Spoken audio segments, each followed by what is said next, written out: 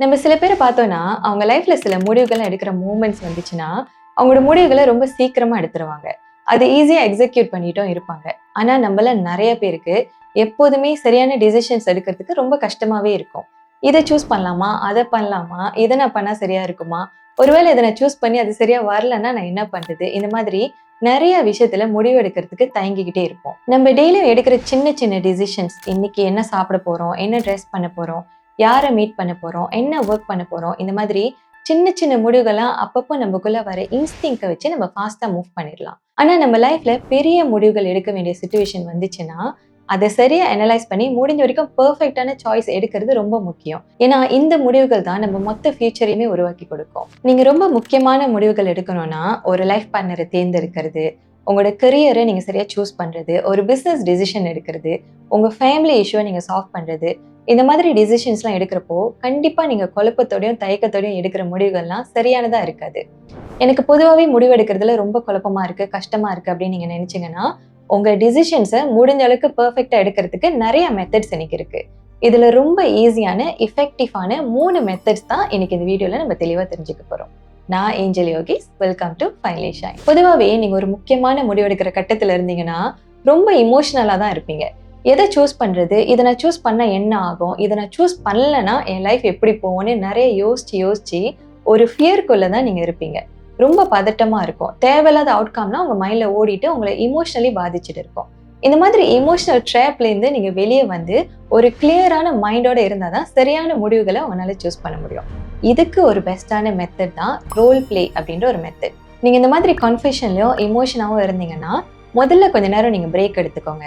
தென் இந்த சிச்சுவேஷனை ஒரு third person, மூணாவது மனுஷன்னு சொல்லுவாங்க இல்லையா, அந்த மாதிரி உங்களை நீங்க இமேஜின் பண்ணிட்டு இந்த சிச்சுவேஷனை இன்னொருத்தரோட ப்ராப்ளமா நீங்க பார்க்க ஆரம்பிங்க. உங்களோட ஒரு க்ளோஸ் ஃப்ரெண்ட் இதே சிச்சுவேஷன்ல இருந்து இந்த மாதிரி ஒரு சிச்சுவேஷன் இருக்கு, எனக்கு என்ன முடிவு எடுக்கிறதுன்னு தெரியல அப்படின்னு உங்ககிட்ட வந்து சொன்னா அந்த சிச்சுவேஷனை நீங்க எப்படி பார்ப்பீங்க? பொதுவாகவே அது உங்களோட ஃப்ரெண்டோட சிச்சுவேஷனால அதுல உங்களுக்கு ஒரு இமோஷனல் ட்ராப் இருக்காது. அது கிளியரான ஒரு மைண்ட்ல தெளிவா உங்களால பார்க்க முடியும். நீங்க ஒரு ஃப்ரெண்டா இருந்து அவருக்கு என்ன முடிவு சொல்வீங்களோ அந்த முடிவு தான் உங்களுக்கு நீங்களே கொடுத்துக்கிற இமோஷனல் இன்ஃப்ளூயன்ஸ் எதுவும் இல்லாத சரியான ஒரு முடிவா இருக்கும். இந்த மெத்தட் நார்மலாவே தெரப்பி, கவுன்சிலிங் இந்த மாதிரி விஷயத்தெல்லாம் யூஸ் பண்ணுவாங்க. உங்களோட சிச்சுவேஷன்லேருந்து வெளியே வந்து ஒரு தேர்ட் பர்சனா நீங்க இமேஜின் பண்ணிட்டு உங்களோட சாய்ஸஸை நீங்க முடிவு பண்ணி பாருங்க. அடுத்ததா உங்க முடிவுகளை நீங்க சரியா அனலைஸ் பண்ணணும்னா, சும்மா குழப்பத்திலே நீங்க மூழ்கிட்டு இருக்காம ஒரு பேப்பரும் பேனும் எடுத்து நீங்க எடுக்க போற முடிவுகள்ல என்ன நன்மை இருக்கு, என்ன தீமை இருக்குன்னு லிஸ்ட் பண்ணி எழுதுங்க. இந்த மெத்தடை ப்ரோ அண்ட் கான் லிஸ்ட் அப்படின்னு சொல்லுவாங்க. நீங்க இப்போ ஒரு கார் வாங்கலாமா வேணாமா அப்படின்னு ரொம்ப நாள் யோசிச்சுட்டு இருந்தீங்கன்னா, ஒரு பேப்பர்ல கார் வாங்கினா என்ன நல்லதெல்லாம் இருக்கு, என்ன லாஸ்லாம் இருக்கு, அப்படி நீங்க கார் வாங்கலைன்னா என்ன நன்மை இருக்கு, என்ன தீமை இருக்குன்னு வரிசை எழுதுங்க. இந்த மாதிரி நீங்க எழுதுறப்போ உங்களால கிளியரான ஒரு பிக்சரை உங்க சாய்ஸஸை குறித்து உங்களால பார்க்க முடியும்.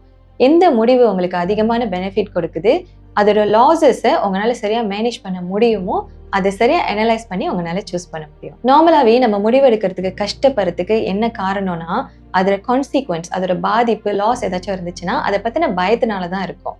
ஆனா நீங்க எடுக்கிற எல்லா முடிவுக்குமே கண்டிப்பா அதோட கான்சிக்வன்ஸ் இருக்கும். எந்த கான்சிக்வன்ஸ் வர்த்தா இருக்கும், எது உங்களால மேனேஜ் பண்ண முடியும், முக்கியமா எது உங்களை இம்ப்ரூவ் பண்ண வைக்கும்னு நீங்க கிளியரா அதை பார்த்து முடிவெடுக்கிறதுக்கு இந்த மெத்தட் ரொம்ப யூஸ்ஃபுல்லா இருக்கும். இந்த மெத்தடை நீங்க யூஸ் பண்ணி ஒரு முடிவு எடுத்துட்டீங்கன்னா அதோட லாஸஸ், தீமைகள் சைட்ல நீங்க எழுதின எல்லாத்துக்கும் அதை எப்படி நீங்க மேனேஜ் பண்ண போறீங்கன்னு ஒரு சொல்யூஷனையும் அது ஒன்னொன்னுக்கும் நீங்க எழுதுனீங்கன்னா உங்களால சேஃபா ஃபீல் பண்ண முடியும்.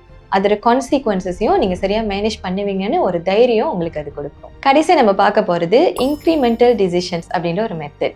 நீங்க ரொம்ப ரொம்ப முக்கியமான பெரிய முடிவெல்லாம் எடுக்கணும் அப்படின்னு ஒரு சிச்சுவேஷன்ல இருந்தீங்கன்னா அதை உடனே உங்களால எடுக்க முடியாம இருக்கலாம். எல்லா முடிவுமே உடனே நீங்க எடுக்கணும்னு அவசியம் இல்லை. அன்லெஸ் உண்மையாவே உங்களோட ப்ரோக்ரஸ் அதை பாதிக்கும் அப்படின்னு ஒரு சிச்சுவேஷன் இருந்துச்சுன்னா நீங்க ஃபாஸ்டா சில டிசிஷன்ஸ் எடுத்துதான் ஆகணும். மற்றபடி சில பெரிய டிசிஷன்ஸ்லாம் நீங்க எடுக்கணும். ஆனா உங்களுக்கு அதுல கொஞ்சம் தயக்கம், குழப்பமா இருந்துச்சுன்னா இந்த மெத்தடை நீங்க யூஸ் பண்ணி பார்க்கலாம். முதல்ல அந்த பெரிய முடிவு பத்தின சின்ன சின்ன முடிவுகளை ஸ்டெப் பை ஸ்டெப் நீங்க எடுக்கிறது தான் இந்த மெத்தட். நீங்க ஒரு கரியரை சூஸ் பண்ணணும். ஆனா என்ன மாதிரி ஜாப்க்கு நீங்க அப்ளை பண்ணணும்னு உங்களுக்கு முடிவெடுக்க முடியாத ஒரு சிச்சுவேஷன்ல நீங்க இருக்கலாம். இது ரொம்ப முக்கியமான ஒரு முடிவு. ஏன்னா உங்க ஃபியூச்சரே இது முடிவு பண்ணோம் இல்லையா?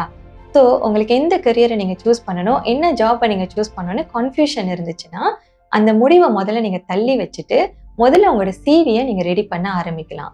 அதுக்கப்புறமா உங்க சிவியை ஜாப் போர்ட்டல், ஜாப் வெப்சைட்ஸ் இதுலலாம் நீங்க ஜெனரலா அப்லோட் பண்ண ஆரம்பிக்கலாம். ஒரு கரியர் குரூப்ல அடுத்து நீங்க ஜாயின் பண்ணலாம். தென் ஒரு கரியர் கன்சல்டேஷன் நீங்க போலாம். இந்த மாதிரி ஸ்டெப் பை ஸ்டெப் ஆக்ஷன் நீங்க எடுத்துட்டே வரப்போ, உங்க முடிவுக்கான ஐடியாஸ் அலாங் த வே இந்த பாதையில உங்களுக்கு கிடைச்சுக்கிட்டே இருக்கும். உங்களோட ஒர்க்கும் நடந்துகிட்டே தான் இருக்கும். சரியா நீங்க உங்க பேபி ஸ்டெப்ஸை சின்ன சின்ன டிசிஷன்ஸ் டே பை டே நீங்க எடுத்துட்டே வந்தீங்கன்னா, ஒரு கட்டத்துல சரியான தெளிவோட உங்களோட கடைசி முடிவை உங்களால எடுக்க முடியும். ஸோ இன்னைக்கு இந்த வீடியோல உங்க லைஃப்ல முக்கியமான முடிவுகளை நீங்க சரியா சூஸ் பண்றதுக்கு 3 மெத்தட்ஸை பத்தி நம்ம தெரிஞ்சுக்கிட்டோம். நீங்க மேனிஃபெஸ்டேஷன் ஜேர்னில இருந்தீங்கன்னா கண்டிப்பா உங்களுக்கு தெரிஞ்சிருக்கும். நீங்க எடுக்கிற உங்களோட ஒவ்வொரு கடைசி முடிவும் உணர்வு பூர்வமா உங்களோட உணர்வு சரின்னு உணர்த்தப்படுற டிசிஷனா தான் அது இருக்கணும். இந்த மாதிரி இருந்தாதான் உங்களோட இந்த மேனிஃபெஸ்டேஷன் ஜேர்னி ரொம்ப மீனிங்ஃபுல்லா இருக்கும். ஸோ கண்டிப்பா நீங்க எடுக்கிற முடிவுகள்லாம் உணர்வுபூர்வமா இருக்கிறத நீங்க உறுதி செஞ்சுக்கோங்க.